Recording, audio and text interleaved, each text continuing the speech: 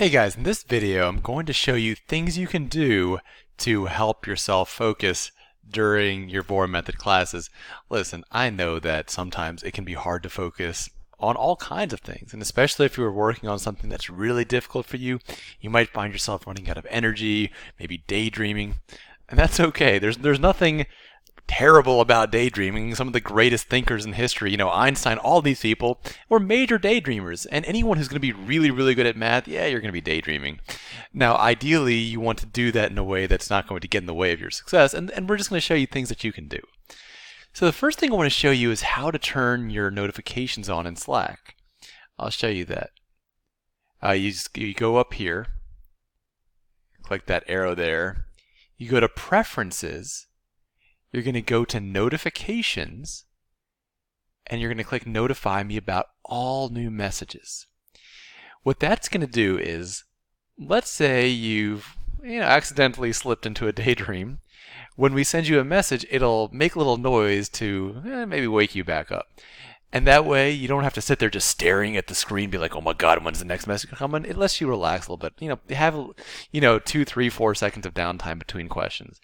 Now, when there's something that the VMH is grading, the VMH is faster than we are, so you won't really get any downtime.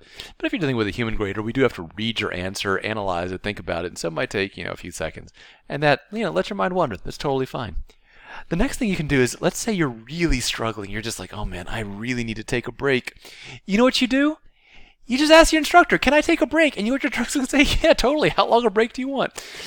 Here's how simple it is. Let's say you want a 10-minute break. You ask your instructor for a 10-minute break. I'll show you what I would do as the instructor. I would just type the word 10-minute break. That's the whole thing.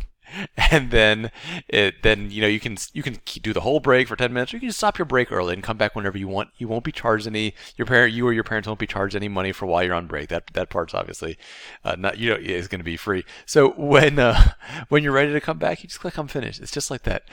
Listen, I know that for different things it'll be different. It's not going to be as easy for you to focus on a boring SAT passage as it's going to be for you to focus on your favorite book that you've ever read in the whole world.